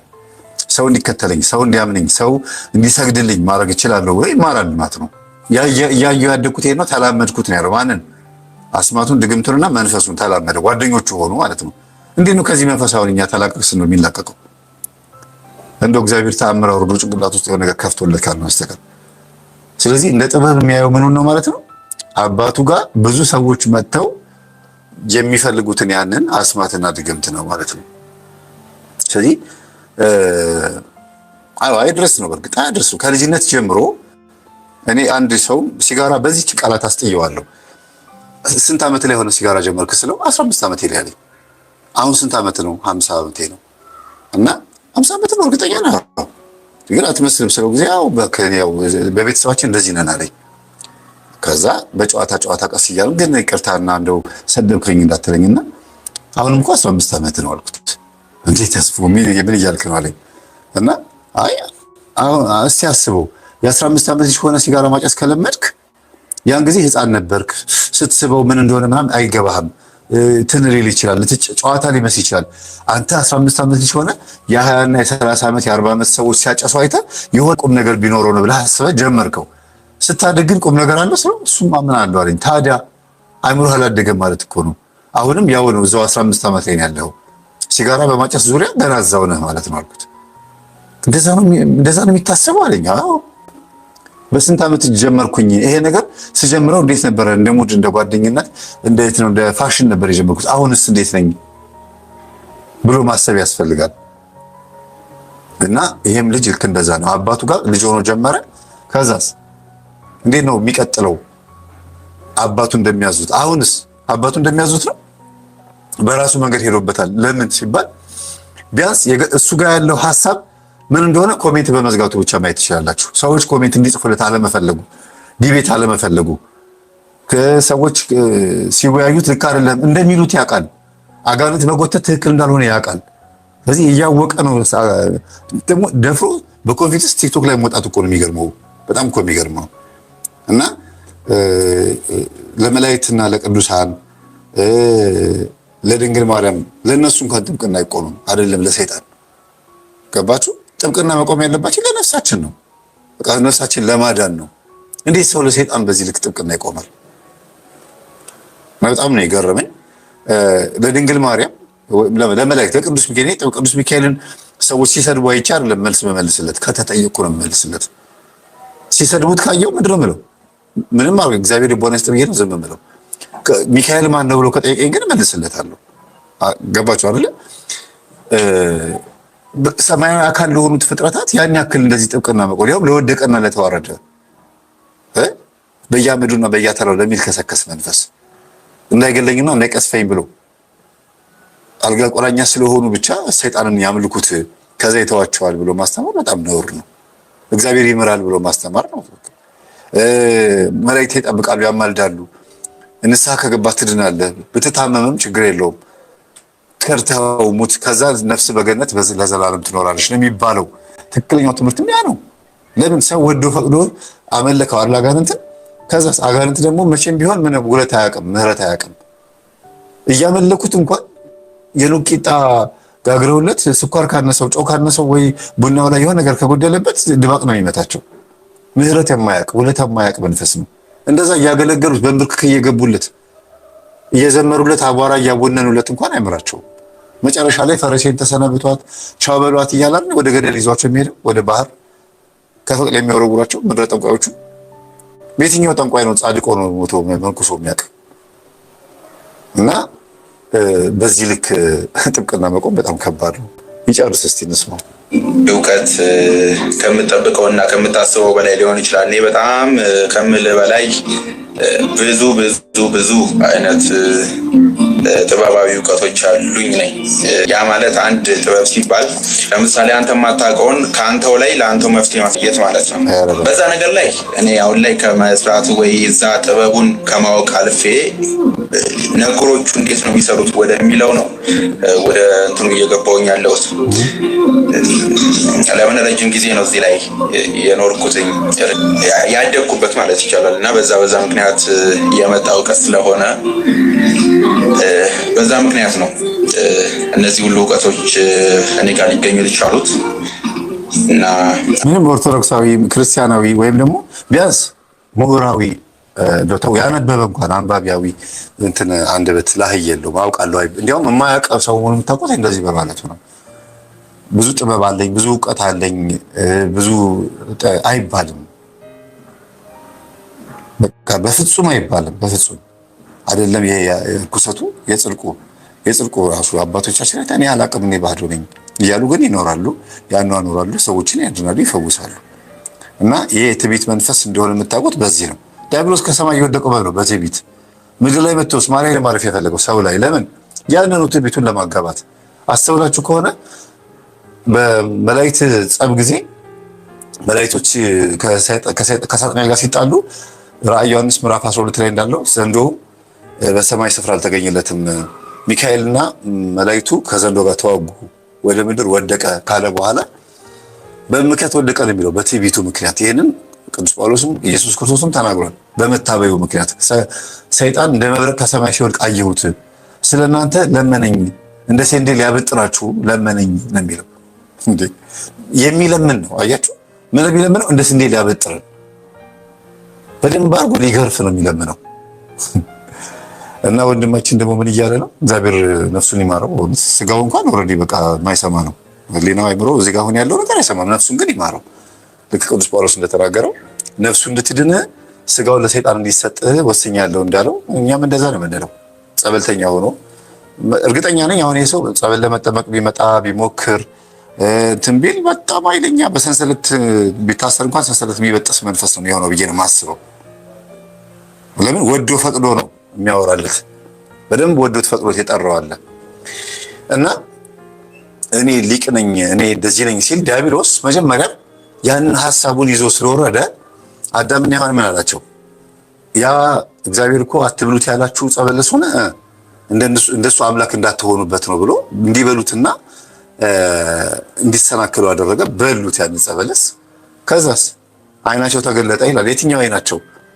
ለምን እንደበሉት ለምን ብሉ እንዳላቸው ያን ዕውቀት። ሌላ ዕውቀት አለ። ይሄ ነጮች እንደሚሉት ኮንስፓይሬሲ አይደለም። ሌላ ዕውቀት አይደለም።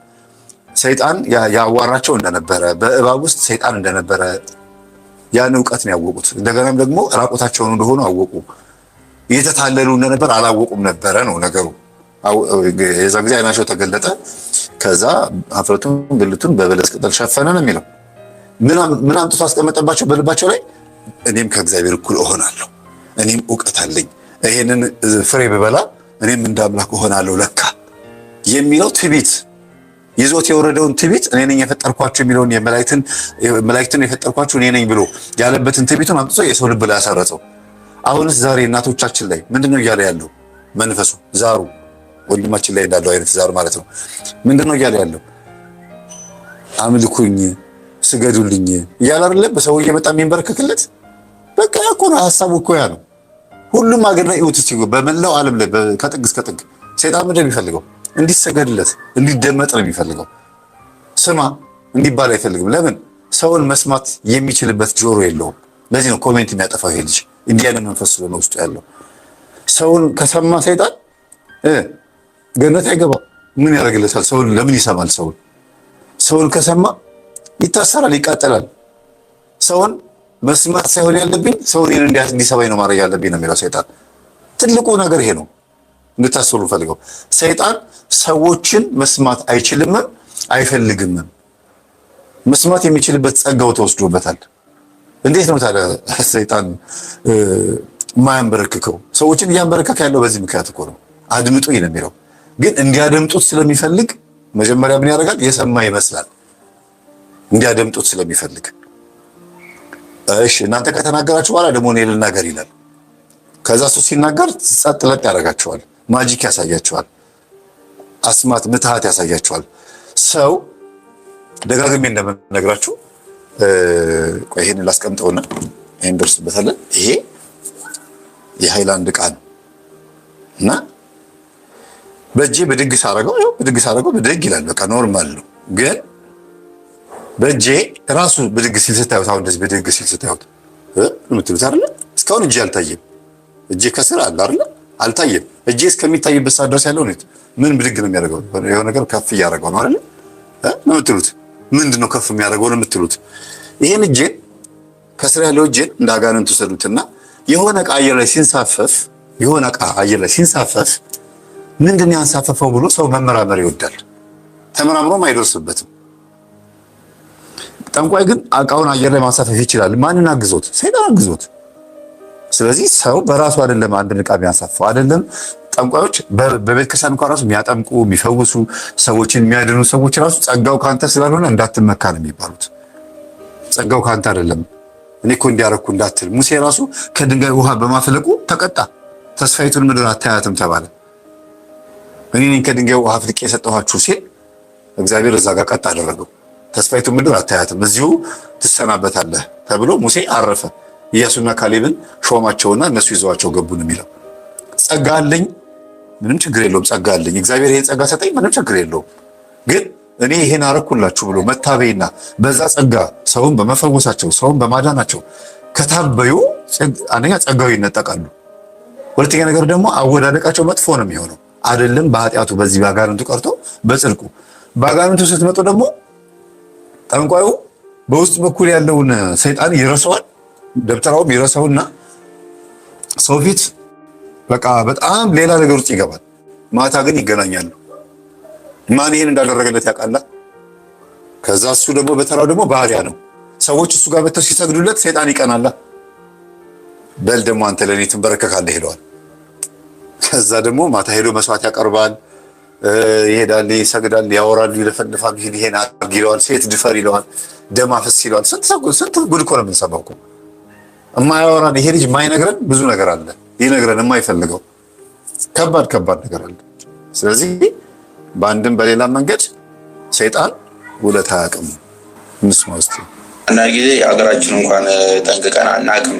ለዛ ነው እኔ ሀገሬን አብዛኛው ጊዜ ያልሆኑ ነገሮች ሲወራ ቅር የሚለኝና ቅር ሊያሰኘኝ የሚችለው ማለት ነው። እና ብዙ ስለ ሀገራችን የማናውቃቸው ብዙ ጥቆች አሉን። ዛሬ የሰው ልጅ ተነስቶ የሰውን ነገር የሚናፍቅ ሰው እንትን ያለውን ለማደናነቅ የሚሄድ ሰው በጣም ያሳዝነኛል። በተለይ ኢትዮጵያዊ ሆኖ ማለት ነው። ሀገርህ ላይ የኖርክ የራስን ሀገር የምጠላ ከሆነ ሀገሩን ለቀህ ብትወጣ ነው ላንተ የሚሻል። ምክንያቱም አንዳንዴ ከእናት ሆድ ወጥቶ የራስን ሆድ መልገጥ በራሱ ተገቢ አይደለም እና ቅርሶቻችንን እና የሀገራችንን ሀብቶች ልንጠብቃቸው ይገባል የሚል ሀሳብም አለ። ይገርማል እንግዲህ ቅርስ የሚለው ምንድን ነው? ቤተሰቦቼ ድብትርና መጽሐፉን መናፍስትን ማናገሩ ዲል ማድረጉ ምናምን ነው። አባቱ ሲኦል መሆናቸውን የተቃጠሉ መሆናቸውን ያውቃል፣ ነፍሱ ያውቃል። ይሄን ነው ቅርስ የሚለው። እና በዚህ አይነት ጥበብ ውስጥ አልፎ ነው አባቴ የሰጠኝና እኔም ደግሞ ይሄንን ጥበብ ማስቀጠል እፈልጋለሁ ብሎ ስለሚያስብ ነው ቅርስ ብሎ ያለው። እና ይሄ ግን የሰውን ማንነት የሚቀይር ቅርጽን የሚቀይር ነው እንጂ ቅርስ አይደለም። በእውነት በጣም ተጃጅሏል ይሄ ልጅ። የመጨረሻ ነው የተታለለው። ተታሎም አይደለም ሆን ብሎ ነው የሰገጠው። ተታሎም አይደለም ያውቃል። እውነት የሚያምንበት ቢሆን ኖሮ እንደነገርኳችሁ ደጋግሜ እንደምናገረው ኮሜንት ይከፍታል፣ ዲቤት ያደርጋል። እንደገናም ደግሞ ወደ ቴሌግራም ሰዎችን አይልክም። ቴሌግራም ላይ ነውና በዚህ እናውራ ምናምን አይልም ነበረ። እና እውቀት አለኝም ደግሞ አይባልም። እኔ እንደዚህ እውቀት አለኝ በጣም ብዙ ሰው መጥቶ ይሰግድልኛል፣ ብዙ ሰው የአባቴ ጓደኞች ይመጣሉ እኔ ጋር ያገኙኛል። በፍጹም ይህንን እንዲል የሚያደርገው ውስጥ ያለው የትዕቢት መንፈስና የአጋንንት መንፈስ ነው። ደግሞም ወዶ ፈቅዶ የገባበት ስለሆነ ከገባው በኋላ የማይለቀው መንፈስ ስላለ ነው። እንዲያውም አንዲት ልጅ ምን አለችኝ? ጸበል ሲጠመቅ ወንድሜ ተገዶ ነው ዩቲዩብ ላይ ወጥቶ የሚለፈልፈው እኔ ላይ ለፈለፈ አለች። ምንድን ነው አልኳት። ወንድሜና እኔ ጋር ያለው መንፈስ አንድ አይነት ነው። አንቺ አመለጥሽኝ። ወንድምሽን ግን በግድ ወተህ በቲክቶክ እና በቴሌግራም በምናምን ወተህ ተናገር እያልኩት ነው፣ ስለኛ መስክር እያልኩት ነው አለ። የደብተራ ልጆች ናቸው ሁለቱም። የመርካቶ ተክለ ሃይማኖት ቤተክርስቲያን አገልጋይ የነበሩ ደብተራ የሆኑ ሰውዬ ልጆች ናቸው። ግልጽ ነው እንዲያው መናገረው። ሁለት ረጃጅም ልጆች ጸበል ቦታ ላይ ሁለቱም የሚያገኘዋቸው እና ወንድሜን እባክህ መምህር እባክህ ወንድሜን አለችኝ። አይ ወንድምሽ አይሰማም። አሁን እኮ ስለ መንፈስ እየመሰከረ ጥበብ እያለ ነው። በቴሌግራም እና በቲክቶክ ላይ ደብተራ ጥበብ ይሄንን አድርግላችሁ ከሚሉት ውስጥ አንዱ ናቸው። የሚገርማችሁ ሁለቱም የሴት ደብተራና የወንድ ደብተራ የአባታቸውን ጥበብ ተምረው ማለት ነው። መጨረሻ ላይ ልጅቷ የእኛን ትምህርት የሚያዳምጡ ልጆች አጋጥመዋት እስቲ ይሄን ገጠመኝ ስሜና እንከራከር አሏት። ምንም ሳልሰማ እንከራከራለን አለቻቸው። ግን ተደብቃ ትሰማ ነበረ። በኋላ ተጋለጠች። ተደብቃ ትሰማ እንደነበር መንፈሱ ራሱ ተናገረ ማለት ነው። እና ወንድሟን በማህበራዊ ሚዲያ ላይ ወጥቶ ስለኛ እንዲመሰክር እያስገደድ ነው ብሎ ላይ ሆኖ ተናገረ። ከዛ ያንን ቮይስ ይዤ ወደ እሱ ጋር ሄድኩኝ። አንድ ማስረጃ አገኘሁ። በቃ የእሷ መንፈስ ተጋልጧል። እህትህ የት ነው ያለችው ስለሆነ እንጂ አላውቅም አለኝ። እንዴት? አይ በቃ ከቤት ከወጣን በኋላ እህትህ የት እንዳለች አላውቅም አለኝ። አባትህ ደብተራ ነበር ስለው አዎ ደብተራ ነበረ። በጣም መኮራበትን ጥበብ አስተላልፎልኝ ሄዶ እሱ እያስቀጠልኩኝ ነው። ግን አውቃለሁ አለኝ። እኔ መምህር ተስፋ ይባላል የመምህር ግርማ ልጅ ነኝ አልኩት። የመምህር ግርማ ልጅ ነኝ አልኩት። በጣም ደነገጠ። እንዴ ማለት የሚያጠምቁት ምናምን አለኝ። አዎ ምን ትላለህ አልኩት። ታዲያ እኮ ልክ አይደሉም እሳቸው እኛን እኮ እንደዚህ ያሉ እርግጠኛ ነህ አልኩት። አዎ እርግጠኛ ነኝ። በለማንኛውም እህትህ ጸበል ቦታ ነች ያለችው አባትህ መንፈስ የሚለፈልፈውን ስም አልኩትና ቁጭ አለ ሰማሁት። እንደዚህ ይዤ በቃ አሁን እንዳሳያችሁ በስልክ አድርጌ ይኸውልህ ይሄንን ስም አልኩት። እንዴ የሚያዝ ሰይጣን ነው እንዴ አለኝ። ስትፈልግ ትሸኙታላችሁ፣ ስትፈልግ ደግሞ አብሮ ይሰራል ተብዬ እኮ ነው እኔ እኮ የተዋረስኩት አለኝ። ማን አዋረሰ አልኩት። አያቴም አዋርሶኛል፣ አባቴም አዋርሶኛል። አባቴ ከሞተ በኋላ ደግሞ የአባቴ ጓደኛም ደግሞ አዋርሶኛል አለ። 3 ሰው። ስለዚህ አንተ 3 አይነት ላይፍ ነው ያለህ አልኩት። ከዛ እስቲ ንገረኝ ምን ነው ላይፍ ያለኝ። እስቲ አያትህ ህይወታቸውን ንገረኝ፣ ባህሪያቸው መጠጥ ይወዳሉ፣ ምንድነው የሚወዱት? እስቲ ባህሪያቸው ንገረኝ ስለው ጊዜ አባቴ ምን ይወዳል? ጥሬ ስጋ ይወዳሉ አልኩት። እየበላ ጥሬ ስጋ እየበላ ነበር። አዎ አለኝ። ታዲያ አንተም እኮ እያስቀጠልከው ነው ያለው። ጥሬ ስጋ መብላት ምንም ማለት አይደለም። በእርግጥ ግን ከቤተሰቦች የወረስከው ነገር ይኖራል እርግጠኛ ነኝ አልኩት። ከአባትህ አልኩት። ከአባቴ እንኳን አንዳንድ ነገሮች ወርሻለሁ አለኝ። ምን አልኩት። እኔ አሁን ሁለተኛ ሚስቴን ነው ሚስት ሳትሆን ሁለተኛ ለሚስትነት አጭቻታለሁ። የመጀመሪያ ፈትቻታለሁ አለኝ። ከማግባት በፊት ስንት ሴት ታውቃለህ አልኩት። ተወሱን አለኝ። አያችሁ ዘማዊ ያደረገው መንፈስ አለ ከአባቱ የመጣ እና እንደገና ደግሞ ጓደኛው ደግሞ የአባቱ የሟች አባቱ ጓደኛ ደግሞ ያዋረሱት ደግሞ ኃይለኛ አረቄ ጠጪ መጠጥ ጠጪ ናቸው። ልጁም ኃይለኛ ገለባጭ ነው። እና ከሶስቱም የመጣብህ መንፈስ አለ። ለምን ሶስቱም አዋርሰዋል። ሲያዋርሱ የእነሱን ባህሪ ጭምር ነው አብሮ የሚመጣው። መንፈሱ ብቻውን አይገባም። አብሮ ከነሱ ጋር ከነበሽታቸው ከነችግራቸው ነው። በሽታም ካለባቸው ቁጠርና አያት ላይ ያለው በሽታ፣ አባት ላይ ያለው በሽታ፣ አባት ጓደኛ ላይ ያለው በሽታ ቁጠርና አንተ ላይ መኖር አለመኖሩ ቼክ አድርገልኩት። እና እንዲህ አይነት ውይይት በጣም ነው የምወደው፣ ደስ ይለኛል። ግን ማንም ሰው አያሸንፈኝም ምናምን ዝም ብሎ በቃ ትቢት እኔ ብዙ ነገር እንደማውቀው ልክ አሁን ወንድማችን እንደሚናገረው ሲልካሊል ምናምን ብሎ ያወጣው ልጅ ማለት ነው። ልክ እንደሱ ነው የሚያወራው። በቃ እኔ ብዙ ነገር እንደማውቀው ብዙ ቦታ ሄጃለሁ። በጣም ብዙዎች እኮ ይፈልጉኛል። ብዙ ገንዘብ ነው የምሰራው። ላይፌን የምመራው በዚህ ነው ማለት እኮ ገንዘብ ስለምታገኝበት ነው እንጂ አጋንንትን እያገለገልኩን ታውቀዋለህ። ሰው እሱማ አጋንንት ናቸው አለኝ። ለምን ሚካኤል አጠራውም አልኩት። ለምን ገብርኤል አጠራውም? አልመጣም ብለዋል። ጠርተው ታውቃለህ? እስቲ ባይምሮ ህዘዘው አልኩት። ቅዱስ ዑራኤልን ባይምሮ ህዘዘው፣ ቅዱስ ገብርኤልን መላእክቶችን እዘዛቸው እስቲ። ከዛ አልታዘዝም ካሉ ልክ ነው፣ ትክክል ነህ። ወደ መናፍስቶቹ መሄድ ተገቢ ነው። ግን አንድም ቀን አዛቸውም አታውቅም፣ ማዘዝ የምትችልበትም ስምና የለህም። እንዴት አለ?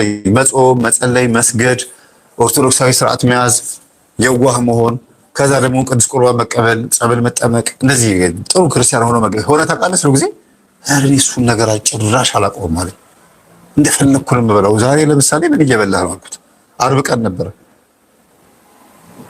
ኧረ እኔ እንደዚያ ነገር ውስጥ የለሁበትም። ታዲያ እንዴት ነው እግዚአብሔር አንተ ጋር ቀርቦ ስራ የሚሰራው? በላሁን ወደ እህት እንሂድ አልኩት። እሺ ልያት አለኝ። እዚህ ብለሽ አዲስ አበባ ነች አልኩት። ከዛ ጸበል ቦታ ይዤ ሄድኩኝ። በጣም ይደነገጠው መጣ ጀለሳችን መጣ ምናምን አለ።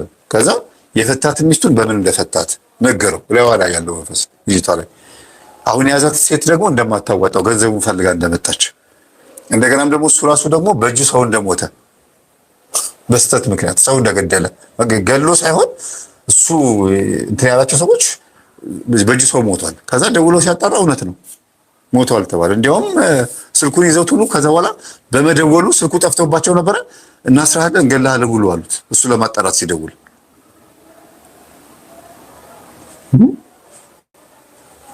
እና አንዳንዴ ከአባቴ ነው የተቀበልኩት ከእናቴ ነው የተቀበልኩት ይሄንን ነገር ብሎ ማለት ምን ማለት ነው? ምንድነው የተቀበላችሁ ከአባትና ከእናታችሁ? የት ድረስ የሚያደርስ ነው? ያ ትራንስፖርቱ ያ ጥበቡ የት ድረስ የሚያደርሳችሁ? ገነት ያስገባል? መንግስተ ሰማያት ያስገባል? የሰው ልጅ ዓላማው እኮ እዛ ነው። እንዴት ምድራዊ ለሆነ ሀሳብ ሰው ተገዥ ሆኖ እድሜ ልኩን ተቆርቋሪና ጠበቃ ይሆናል? እና በጣም ነው የሚያሳዝነው። ልጆችን ማሳደግ በጥሩ ስነ ምግባር ማሳደግን የመሰለ ነገር የለም። ከልጅነት ጀምሮ ከአባቴ እግር ስር ነው ያደግኩት። ምን ስታረግ ነው ምን እያረክ ነው ያደግከው ነው ወሳኙ።